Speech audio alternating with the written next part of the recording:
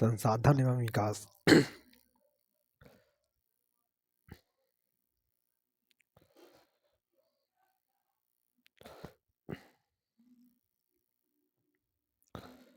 प्रत्येक वस्तु जो हमारी आवश्यकताओं को पूरा करने में प्रयुक्त की जा सकती है और जिसको बनाने के लिए प्रयुक्त प्रौद्योगिकी उपलब्ध है, जो आर्थिक रूप से संभाव्य और सांस्कृतिक रूप से मान्य है, एक संसाधन है। हमारे पर्यावरण में उपलब्ध वस्तुएं जैसे मानव है, प्रौद्योगिकी, संस्थाएं, प्रकृति या भौतिक पर्यावरण, प्रकृति, प्रौद्योगिकी और संस्थाओं के मध्य अंतर संबंध, प्राकृतिक और संस्थाओं के पारस्परिक क्रियात्मक संबंध में निहित है।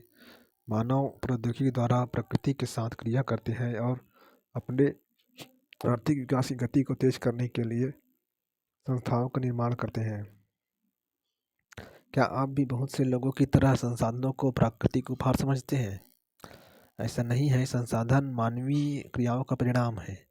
मानव स्वयं संसाधनों का महत्वपूर्ण हिस्सा है। वे पर्यावरण में पाए जाने वाले पदार्थों को संसाधन में परिवर्तित करते हैं तथा उन्हें प्रकार करते हैं। इन संसाधनों को वर्गीकरण उत्पत्ति के आधार पर, जैव और अजैव समाप्यता के आधार पर, नवीकरण योग्य और अनवीकरण योग्य स्वामित्व के आधार पर, व्यक्तिगत, सामुदायिक, राष्ट्रीय और अंतर्राष्ट्रीय विकास के स्तर के आधार पर, संभाव्य, विकसित, भंडार और संचित कोष।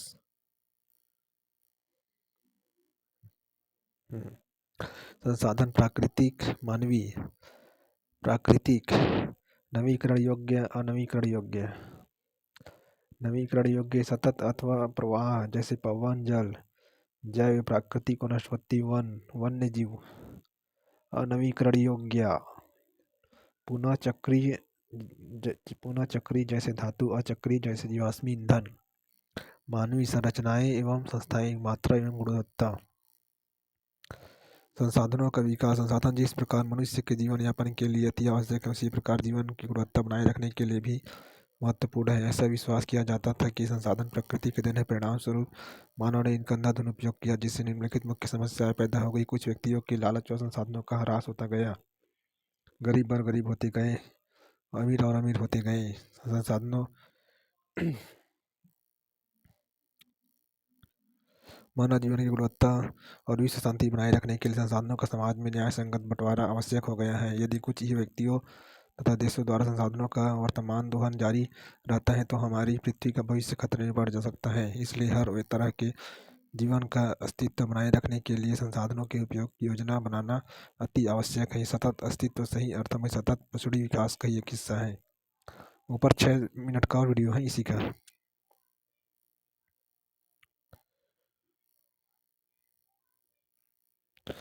सतत पसड़ी विकास। सतत पसड़ी आर्थिक विकास का अर्थ है कि विकास पर्यावरण को बिना नुकसान पहुंचाए हो और वर्तमान विकास की प्रक्रिया भविष्य की पीढ़ी की आवश्यकताओं की अवहेलना न करे।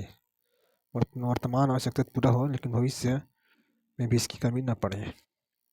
रियो डी जेनेरियो पृथ्वी सम्मेलन 1992। जून 1992 में 100 से भी अधिक राष्ट्राध्यक्ष ब्राजील के शहर रियो डी जेनेरो में प्रथम अंतर्राष्ट्रीय पृथ्वी सम्मेलन में एकत्रित हुए। सम्मेलन का आयोजन विश्व स्तर पर उभरते पर्यावरण संरक्षण और सामाजिक आर्थिक विकास की समस्याओं को हल ढूंढने के लिए किया गया था। इस सम्मेलन में एकत्रित नेताओं ने भूमंडलीय जलवायु परिवर्तन और जैविक विविधता पर एक घोषणा पत्र पर हस्ताक्षर किए। रियो सम्मेलन में भूमंडलीय वन सिद्धांतों, फॉरेस्ट प्रिंसिपल्स पर सहमति जताई गई और 21वीं शताब्दी में सतत पोषणीय विकास के लिए एजेंडा 21 को स्वीकृति प्रदान की गई। एजेंडा 21 यह एक घोषणा पत्र है जिसे 1992 में ब्राजील के शहर रियो डी जेनेरो में संयुक्त राष्ट्र पर्यावरण और विकास सम्मेलन UNCED के तत्वाधान में राष्ट्राध्यक्षों द्वारा स्वीकृति किया गया। इसका उद्देश्य भूमंडलीय सतत पोषणीय विकास हासिल करना है। यह एक कार्यसूची है जिसका उद्देश्य समान हितों, पारस्परिक आवश्यकताओं एवं सम्मिलित जिम्मेदारियों के अनुसार विश्व सहयोग के द्वारा पर्यावरणीय क्षति, गरीबी और लोगों से निपटना है। एजेंडा 21 का मुख्य उद्देश्य यह है कि प्रत्येक स्थानीय निकाय अपना स्थानीय एजेंडा 21 तैयार करे। संसाधन नियोजन। संसाधनों में विवेकपूर्ण उपयोग के लिए नियोजन एक सर्वमान्य रणनीति है। इसलिए भारत जैसे देश में जहाँ संसाधनों की उपलब्धता में बहुत अधिक विविधता है, यह और भी महत्वपूर्ण है। यह ऐसे भी प्रदेश हैं जहाँ एक तरह के संसाधन की प्रचुरता है परंतु दूसरी तरफ के संसाधनों की कमी है। कुछ ऐसे प्रदेश भी हैं जो संसाधनों की उपलब्धता के संदर्भ में आत्मनिर्भर हैं और कुछ ऐसे भी प्रदेश हैं जहाँ महत्वपूर्ण संसाधनों की अत्यधिक कमी है। उदाहरणार्थ झारखंड, मध्य प्रदेश और छत्तीसगढ़ आदि प्रांतों में खनिजों और कोयले के प्रचुर भंडार हैं। अरुणाचल प्रदेश में जल संसाधन प्रचुर मात्रा में पाए जाते हैं परंतु मूल विकास की कमी है। राजस्थान में पवन और सौर ऊर्जा संसाधनों की बहुतायत है लेकिन जल संसाधनों की कमी है। लद्दाख का शीत मरुस्थल देश के अन्य भागों से अलग थलग पड़ता है। यह प्रदेश सांस्कृतिक विरासत का धनी है परंतु यह जल आधारभूत अवसंरचना तथा कुछ राष्ट्रीय महत्वपूर्ण खनिजों की कमी है। इसलिए राष्ट्रीय, प्रांतीय, प्रादेशिक और स्थानीय स्तर पर संतुलित संसाधन नियोजन की आवश्यकता है। अपने राज्य में पाए जाने वाले संसाधनों की सूची तैयार करें और जिन महत्वपूर्ण संसाधनों की आपके राज्य में कमी है उनकी पहचान करें। हमारे राज्य में कोयला, लोहा, टीन, छत्तीसगढ़ में स्पेशली टीन जो कि भारत में सबसे टॉप में मतलब प्रथम स्थान पर है टीम उत्पादन में, और टीम के उत्पादन में भी है और उसकी भंडारण में भी। गोल्ड भी पाए जाते हैं लेकिन गोल्ड का कुछ मात्रा में कमी है। डायमंड पाया जाता है। भारत में संसाधन नियोजन एक जटिल प्रक्रिया है जिसमें निम्नलिखित सोपान है। देश के विभिन्न प्रदेशों में संसाधनों की पहचान कर उनकी तालिका बनाएं। इस कार्य में क्षेत्रीय सर्वेक्षण, मानचित्र बनाना और संसाधनों का गुणात्मक एवं मात्रात्मक अनुमान लगाना व मापन करना है। संसाधन विकास योजना लागू करने के लिए उपयुक्त प्रौद्योगिकी, कौशल और संस्थागत नियोजन ढांचा तैयार करना। संसाधन विकास योजनाओं और राष्ट्रीय विकास योजना में समन्वय स्थापित करना। स्वाधीनता के बाद भारत में संसाधन नियोजन के उद्देश्य की पूर्ति के लिए प्रथम पंचवर्षीय योजना से ही प्रयास किए गए। ज्ञात करो समुदाय भागीदारी की सहायता से समुदाय ग्राम पंचायत वार्ड स्तरीय समुदायों द्वारा आपके आसपास के क्षेत्रों में कौन से संसाधन विकसित किए जा रहे हैं। आसपास के ग्रामीण स्तर में क्या मिलेगा? वन है, वन के अंदर लकड़ी, जलाऊ लकड़ी मिल जाएगा। किसी क्षेत्र के विकास के लिए संसाधनों की उपलब्धता एक आवश्यक शर्त है परंतु प्रौद्योगिकी और संस्थाओं में तदनुरूपी परिवर्तन के अभाव में मात्रा संसाधनों की उपलब्धता से ही विकास संभव नहीं है। देश में बहुत से क्षेत्र हैं जो संसाधन समृद्ध होते हुए भी आर्थिक रूप से पिछड़े प्रदेशों की गिनती में आते हैं। इसके विपरीत कुछ ऐसे प्रदेश भी हैं जो संसाधनों की कमी होते हुए भी आर्थिक रूप से विकसित हैं। क्या आप संसाधन संपन्न परंतु आर्थिक रूप से पिछड़े और संसाधन विहीन परंतु आर्थिक रूप से विकसित प्रदेश के नाम बता सकते हैं? ऐसी परिस्थिति होने के कारण बताए हैं। हमने छत्तीसगढ़ में ही संसाधन तो भरपूर है लेकिन पिछड़े लगते हैं। उपनिवेश का इतिहास हमें बताता है कि उपनिवेशों में संसाधन संपन्न प्रदेश विदेशी आक्रमणों के लिए मुख्य आकर्षण रहे हैं। उपनिवेशकारी देशों ने बेहतर प्रौद्योगिकी के सहारे उपनिवेशों के संसाधनों का शोषण किया तथा उन पर अपना आधिपत्य स्थापित किया। अतः संसाधन किसी प्रदेश के विकास में तभी योगदान दे सकता है जब वहाँ प्रयुक्त प्रौद्योगिकी विकास और संस्थागत परिवर्तन किए जाए। उपनिवेश के विभिन्न चरणों में भारत ने इन सब का अनुभव किया है। अतः भारत में विकास सामान्यतः तथा संसाधन विकास लोगों के मुख्यतः संसाधनों की उपलब्धता पर ही आधारित नहीं था बल्कि इसमें प्रौद्योगिकी, मानव संसाधन की गुणवत्ता और ऐतिहासिक अनुभव भी योगदान दे रहा है। संसाधनों का संरक्षण। संसाधन किसी भी तरह के विकास में महत्वपूर्ण भूमिका निभाते हैं परंतु संसाधनों का विवेकहीन उपयोग और अति उपयोग के कारण कई सामाजिक, आर्थिक और पर्यावरणीय समस्याएं पैदा हो सकती हैं। इन समस्याओं से बचाव के लिए विभिन्न स्तरों पर संसाधनों का संरक्षण आवश्यक है। भूतकाल से ही संसाधनों का संरक्षण बहुत से नेताओं और चिंतकों के लिए चिंता का विषय रहा है। उदाहरणार्थ है गांधी जी ने संसाधनों के संरक्षण पर अपनी चिंता इन शब्दों में व्यक्त की: हमारे पास हर व्यक्ति की आवश्यकता पूर्ति के लिए बहुत कुछ है, लेकिन किसी के लालच की संतुष्टि के लिए नहीं। अर्थात हमारे पास पेट भरने के लिए बहुत है, लेकिन पेटी भरने के लिए नहीं। उनके अनुसार विश्व स्तर पर संसाधन ह्रास के लिए लालची और स्वार्थी व्यक्ति तथा आनुवंशिक प्रौद्योगिकी की शोषणात्मक प्रवृत्ति जिम्मेदार है। वे अत्यधिक उत्पादन के विरुद्ध थे और इसके स्थान पर अधिक बड़े जनसमुदाय द्वारा उत्पादन के पक्षधर थे। अंतर्राष्ट्रीय स्तर पर व्यवस्थित तरीके से संसाधन संरक्षण की वकालत 1959 में क्लब ऑफ रोम ने की। तत्पश्चात 1974 में सुमेसर ने अपनी पुस्तक स्मॉल इज ब्यूटीफुल में इस विषय पर गांधी जी के दर्शन की एक बार फिर से पुनरावृत्ति की है। 1997 में ब्रटलैंड आयोग रिपोर्ट द्वारा वैश्विक स्तर पर संसाधन संरक्षण में मूलाधार योगदान किया गया। इस रिपोर्ट ने सतत पोषणीय विकास सस्टेनेबल डेवलपमेंट की संकल्पना प्रस्तुत की और संसाधन संरक्षण की वकालत की। यह रिपोर्ट बाद में हमारा साझा भविष्य और कॉमन फ्यूचर शीर्षक से पुस्तक के रूप में प्रकाशित हुई। इस संदर्भ में एक और महत्वपूर्ण योगदान रियो डी जेनेरो, ब्राजील में 1999 में आयोजित पृथ्वी सम्मेलन द्वारा किया गया।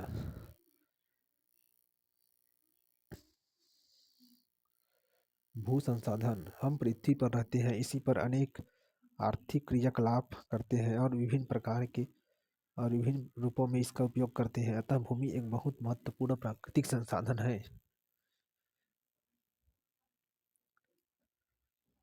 प्राकृतिक वनस्पति, वन्य जीवन, मानव जीवन, आर्थिक क्रियाएं, परिवहन तथा संचार व्यवस्थाएं भूमि पर ही आधारित है।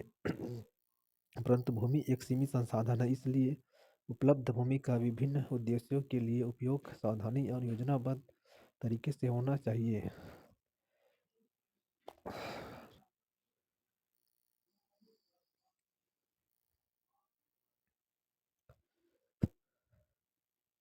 भारत में भूमि पर विभिन्न प्रकार की भू आकृति जैसे पर्वत, पठार, मैदान और द्वीप पाए जाते हैं। लगभग 43% भू क्षेत्र मैदान है, जो कृषि और उद्योग के विकास के लिए सुविधाजनक है। पर्वत पूरे भू क्षेत्र के 30% भाग पर विस्तृत है।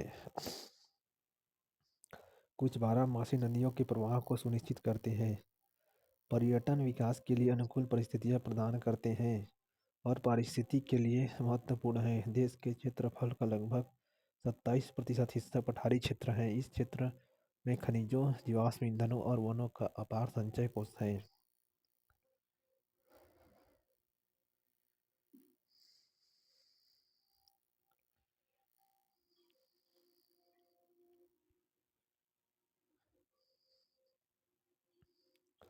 मैदान 43%, पर्वत 30%, पठार 27%। मुख्य भू आकृतियों के अंतर्गत क्षेत्र: भू उपयोग: भू संसाधन का उपयोग निम्नलिखित उद्देश्यों से किया जाता है। वन, कृषि के लिए अनुपलब्ध भूमि, बंजर तथा कृषि योग्य अयोग्य भूमि, गैर कृषि प्रयोजन में लगाई गई भूमि जैसे इमारतें, सड़क, उद्योग इत्यादि। बंजर, जिसमें पेड़ पौधे या फसल नहीं उगते।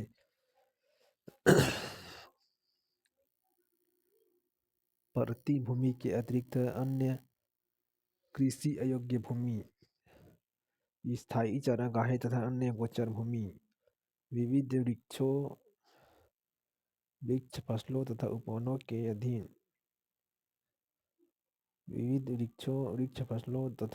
के अधीन भूमि जो शुद्ध बोए गए क्षेत्र में शामिल नहीं है।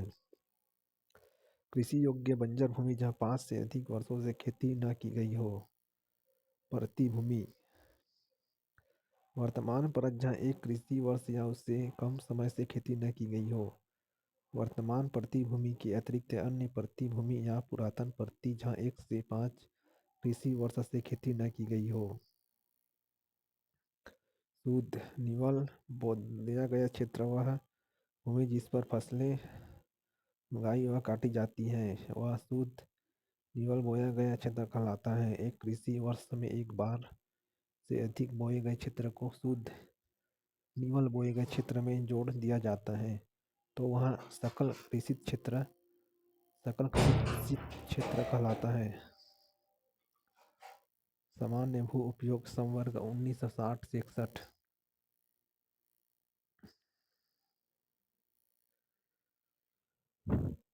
Directorate of economics and statistics, ministry of agriculture, इसमें दिए हैं सामान्य भू उपयोग संदर्भ 1960 से 61।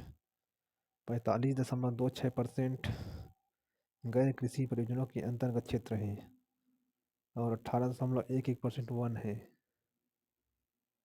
और 12.01% बंजर तथा कृषि अयोग्य भूमि। 4.95 गैर कृषि परियोजना के अंतर्गत क्षेत्र। 4.71 स्थायी चारागाहों तथा अन्य गोचर भूमि और बाकी विविध वृक्षों फसलों व वनों के अंतर्गत क्षेत्र। 1.50 ये कृषि योग्य बंजर भूमि। 6.23। उसी और सामान्य भू उपवर्ग संवत 2014-15 में 45.5% है गैर कृषि प्रयोजन शुद्ध बोया गया क्षेत्र या गैर कृषि प्रयोजन के लिए। 23.3% है वन। 8.7% है शुद्ध बोया गया क्षेत्र।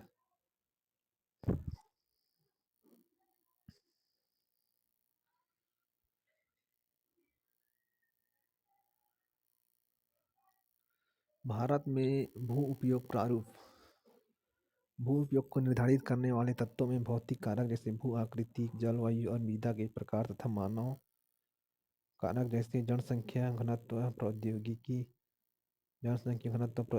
क्षमता, संस्कृति और परंपरा इत्यादि शामिल है।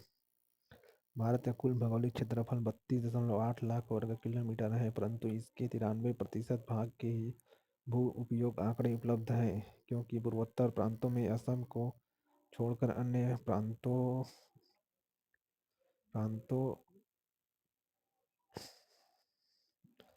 प्रांतों के सूचित क्षेत्रों के बारे में जानकारी उपलब्ध नहीं है। इसके अलावा जम्मू और कश्मीर में पाकिस्तान और चीन अधिकृत क्षेत्रों की भूमि उपयोग का सर्वेक्षण भी नहीं हुआ है। 1960, 61 और 2014-15 के बीच शुद्ध बोए गए क्षेत्रों और उनके अंतर्गत भूमि क्षेत्र में बहुत सीमित परिवर्तन ही क्यों आया? स्थायी चारागाहों के अंतर्गत भी भूमि कम हुई है।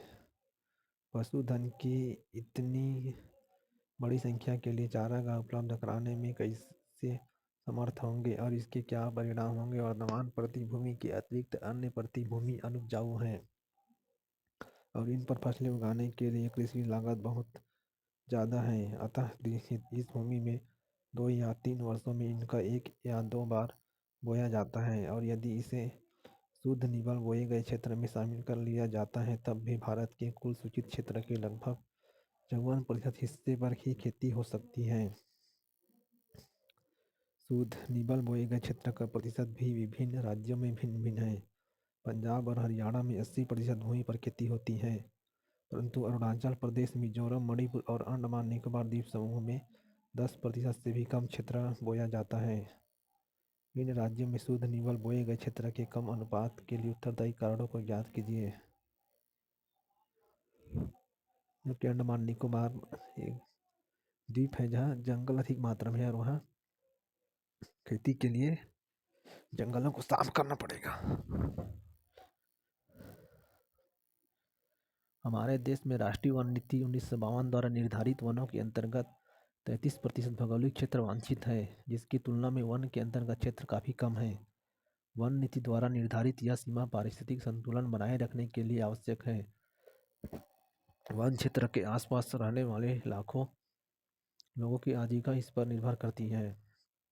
भू उपयोग का एक भाग बंजर भूमि और दूसरा गैर कृषि प्रयोजनों में लगाई गई भूमि कहलाता है। बंजर भूमि में पहाड़ी चट्टानें, सूखी और मरुस्थलीय भूमि शामिल है। गए कृषि परियोजनाओं में लगाई भूमि में बस्तियां, सड़कें, रेल लाइन, उद्योग इत्यादि आते हैं। लंबे समय तक लगातार भूमि संरक्षण और प्रबंधन की अवहेलना करने एवं लगातार भू उपयोग के कारण भू संसाधनों का निम्नीकरण हो रहा है। इसके कारण समाज और पर्यावरण पर गंभीर आपदा आ सकती है। भूमि निम्नीकरण और संरक्षण उपाय। भूमि एक ऐसा संसाधन है इसका उपयोग हमारे पूर्वज करते आए हैं वो तथा भावी पीढ़ी भी इसी भूमि का उपयोग करेगी। हम भोजन, मकान और कपड़े की अपनी मूल आवश्यकताओं का 95% भूमि से प्राप्त करते हैं। मानव कार्यकलापों के कारण न केवल भूमि का निम्नीकरण हो रहा है बल्कि भूमि को नुकसान पहुंचाने वाली प्राकृतिक ताकतों को भी बल मिला है। इस समय भारत में लगभग 13 करोड़ हेक्टेयर भूमि निम्नीकृत है। इसमें से लगभग 28% भूमि निम्नीकृत वनों के अंतर्गत है। 56% क्षेत्र जल अपर्दित है और शेष क्षेत्र लवड़ी और क्षारीय है। कुछ मानव क्रियाओं जैसे वनोन्मूलन, अति पशुचारण, खनन ने भी भूमि के निम्नीकरण में मुख्य भूमिका निभाई है। खनन के उपरांत खदानों वाले स्थानों को गहरी खाइयों और मलबे के साथ खुला छोड़ दिया जाता है। खनन के कारण झारखंड, छत्तीसगढ़, मध्य प्रदेश और उड़ीसा जैसे राज्यों में वनोन्मूलन भूमि निम्नीकरण का कारण बना है। गुजरात, राजस्थान, मध्य प्रदेश और महाराष्ट्र में अति पशुचारण भूमि निम्नीकरण का मुख्य कारण है। पंजाब, हरियाणा और पश्चिमी उत्तर प्रदेश जैसे राज्यों में अधिक सिंचाई भूमि निम्नीकरण के लिए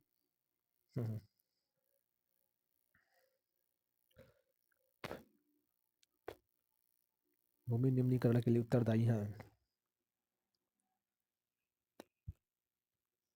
अति सिंचन से उत्पन्न जलाक्रांतता भी भूमि निम्नीकरण के लिए उत्तरदायी है, जिससे मृदा में लवणीयता और क्षारीयता बढ़ जाती है। खनिज प्रक्रियाएं जैसे सीमेंट उद्योग में चूना पत्थर को पीसना और मृदा बर्तन उद्योग में चूने, खड़िया मृदा और सेल खड़ी के प्रयोग से बहुत अधिक मात्रा में वायुमंडल में धूल विसर्जित होती है। जबकि इसकी परत वहीं पर जम जाती है तो मृदा की जल सूखने की प्रक्रिया अवरुद्ध हो जाती है। पिछले कुछ वर्षों से देश के विभिन्न भागों में औद्योगिक जल निकास से बाहर आने वाले अपशिष्ट पदार्थ भूमि और जल प्रदूषण का मुख्य स्रोत हैं। भूमि निम्नीकरण की समस्याओं को सुलझाने के लिए कई तरीके हैं। वनोरोपण और चारागाहों का उचित प्रबंधन इसमें कुछ हद तक मदद कर सकते हैं। पेड़ों की रक्षक मेखला, शेल्टर बेल्ट, पशुचारण नियंत्रण और रेतीले टीलों को कांटेदार झाड़ियाँ लगातार स्थिर बनाने की प्रक्रिया से भी भूमि कटाव की रोकथाम शुष्क क्षेत्रों में भी की जा सकती है। बंजर भूमि के उचित प्रबंधन, खनन नियंत्रण और औद्योगिक जल को बहिष्करण के पश्चात विसर्जित करके जल और मृदा प्रदूषण को कम किया जा सकता है। मृदा संसाधन। मिट्टी अथवा मृदा सबसे महत्वपूर्ण नवीकरण योग्य प्राकृतिक संसाधन है। यह पौधों के विकास का माध्यम है जो पृथ्वी पर विभिन्न प्रकार के जीवों का पोषण करती है। मृदा एक जीवंत तंत्र है। कुछ सेंटीमीटर गहरी मृदा बनने में लाखों वर्ष लग जाते हैं। मृदा बनने की प्रक्रिया में उच्चवक्ष जनक सेल अथवा संस्तर सेल, जलवायु, वनस्पति और अन्य जैव पदार्थों और समय मुख्य कारक है। प्रकृति के अनेक तत्वों जैसे तापमान परिवर्तन, बहते जल की क्रिया, पवन, हिमनदी और अपघटन क्रियाएं आदि मृदा बनने की प्रक्रिया में योगदान देती हैं। मृदा में होने वाले रासायनिक और जैविक परिवर्तन भी महत्वपूर्ण है। मृदा जैव, ह्यूमस और अजैव दोनों प्रकार के पदार्थों से बनते हैं। मृदा बनने की प्रक्रिया को निर्धारित करने वाले तत्व उनके रंग, गहराई, गठन, आयु व रासायनिक और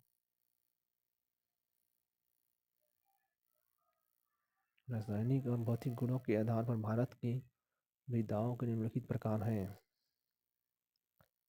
मृदाओं का वर्गीकरण। भारत में अनेक प्रकार की उच्चवच भू आकृतियाँ, जलवायु और वनस्पतियाँ पाई जाती हैं। इस कारण अनेक प्रकार की मृदाएं विकसित हुई हैं। जलोढ़ मृदाएं: अपक्षय रहित आधारित चट्टानें, आधा स्तरीय अपक्षयित आधारित चट्टानें, उपमृदा अपक्षयित चट्टानें, बालू, गाद,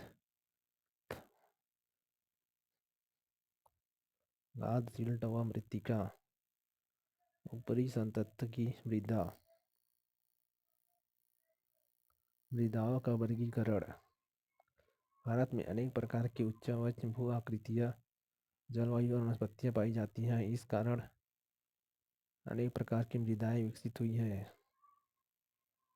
जलोढ़ मृदा: यह मृदा विस्तृत रूप से फैली हुई है और यह देश का महत्वपूर्ण मृदा है। वास्तव में संपूर्ण उत्तरी मैदान जलोढ़ मृदा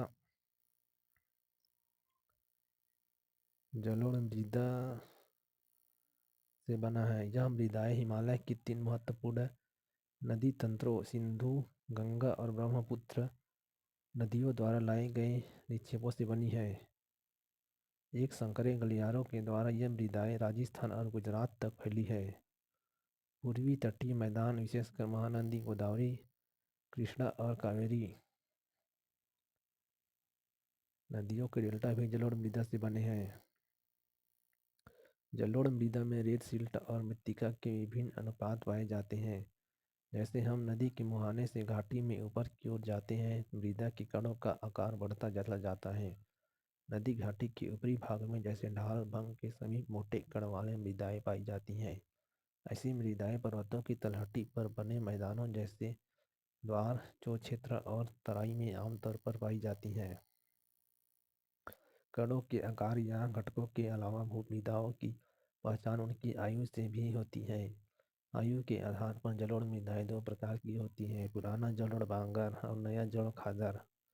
बांगर मृदा में कंकड़ ग्रंथियों की मात्रा ज़्यादा होती है। खादर मृदा में बांगर मृदा की तुलना में ज़्यादा महीन कण पाए जाते हैं। खादर मतलब जो चाय पीने के बाद बचता है, खादा, जो महीन कण का होता है, इसीलिए उसको महीन कण कह सकते हैं खादर को, और बांगर को उससे बड़ा कण। जलोढ़ मृदाएं बहुत उपजाऊ होती हैं। अधिकतर जलोढ़ मृदाएं पोटास, फास्फोरस और चूना युक्त होता है, जो इनको गन्ने, चावल, गेहूं और अन्य अनाजों और दलहन फसलों की खेती के लिए उपयुक्त बनाती हैं।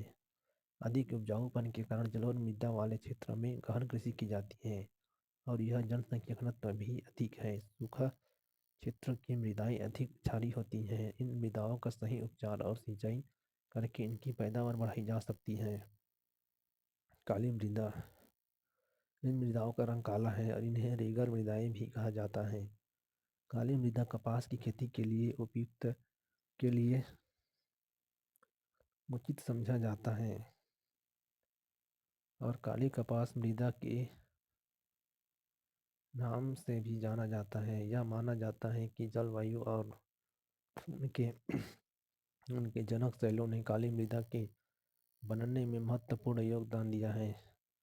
इस प्रकार की मृदाएं दक्कन पठार बेसाल्ट क्षेत्र के उत्तर पश्चिमी भाग में पाई जाती हैं और लावा जनक शैलों से बनी है। ये मृदाएं महाराष्ट्र, सौराष्ट्र, मालवा, मध्य प्रदेश और छत्तीसगढ़ के पठार पर पाई जाती हैं। और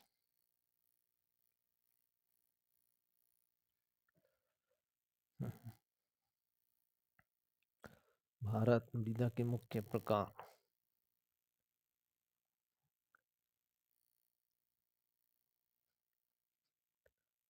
पाकिस्तान, नेपाल का है पर्वत और वन।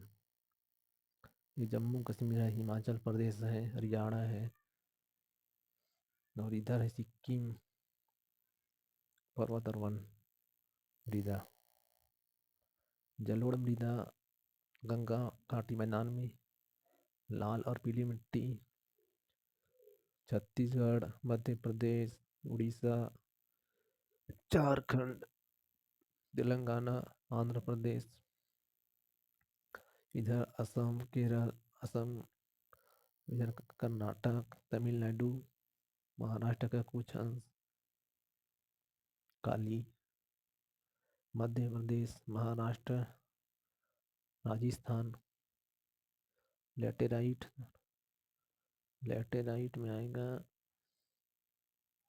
असम का कुछ क्षेत्र इधर, कर्नाटक, महाराष्ट्र, राजस्थान का कुछ शुष्क शुष्क मृदा राजस्थान में।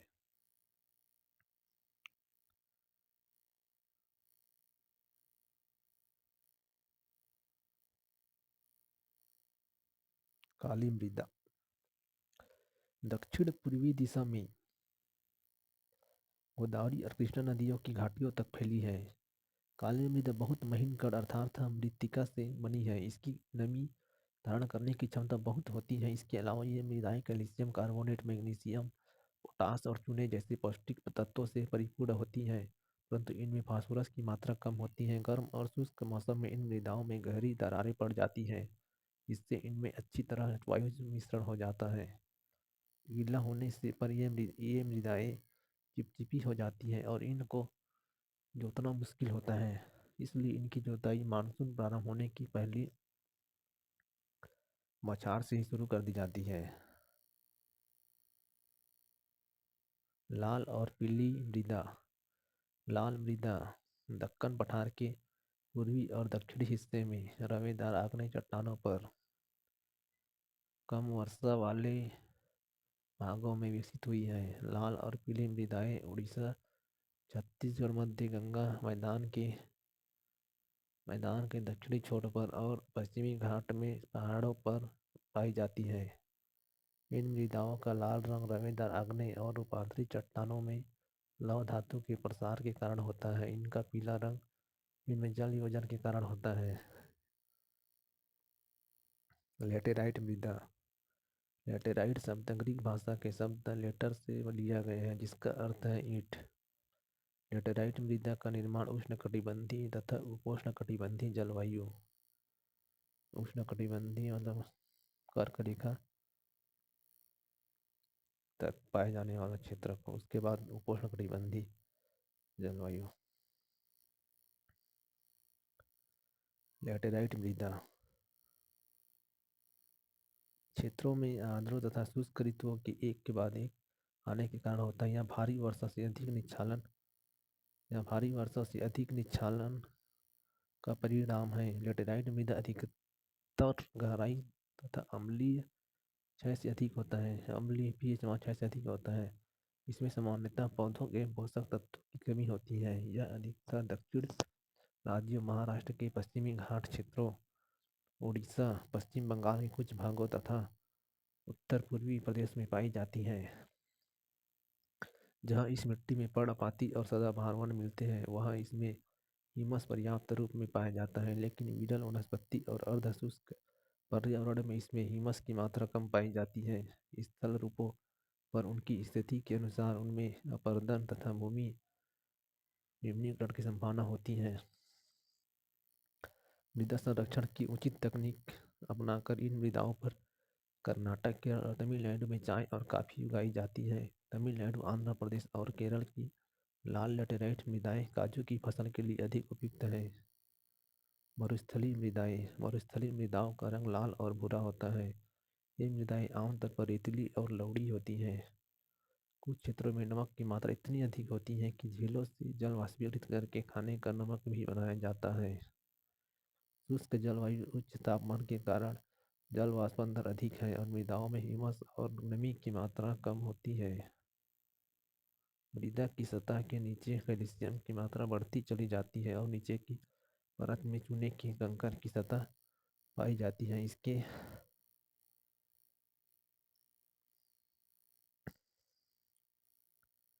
मरुस्थलीय मृदा में जल अंतःस्यंदन अवरुद्ध हो जाता है। इस मृदा को सही तरीका से सिंचित करके कृषि योग्य बनाया जा सकता है, जैसे कि पश्चिमी राजस्थान में हो रहा है। इस प्रकार में फलीदार फल जैसे मूंगफली वगैरह लगाया जा सकता है। वन मृदा ये मृदाएं आमतौर पर पहाड़ी और पर्वतीय क्षेत्रों में पाए जाते हैं, जहाँ पर्याप्त वर्षावन उपलब्ध है। इन मृदाओं के गठन में पर्वतीय पर्यावरण के अनुसार बदलाव आता है। नदी घाटियों में ये मृदाएं दोमट और सिल्ट दार होती हैं, परंतु ऊपरी ढालों पर इनका गठन मोटे कणों का होता है। हिमालय के हिमाच्छादित क्षेत्रों में इन मृदाओं का बहुत अपरदन होता है और ये अधिक एसिडिक तथा हिमस रहित होता है। नदी घाटियों के निचले क्षेत्रों, विशेषकर नदी सोपानों और जलोढ़ पंखों आदि में ये मृदाएं उपजाऊ होती हैं। मृदा मृदा अपरदन और संरक्षण। मृदा के टकराव और उसके बहाव की प्रक्रिया को मृदा अपरदन कहा जाता है। मृदा के बनने और अपरदन की क्रियाएं आमतौर पर साथ साथ चलती हैं और दोनों में संतुलन होती है, परंतु मानवीय क्रियाओं जैसे वनोन्मूलन, अति पशु चारा निर्माण और खनन इत्यादि से कई बार यह संतुलन भंग हो जाती है तथा प्राकृतिक तत्वों जैसे पवन,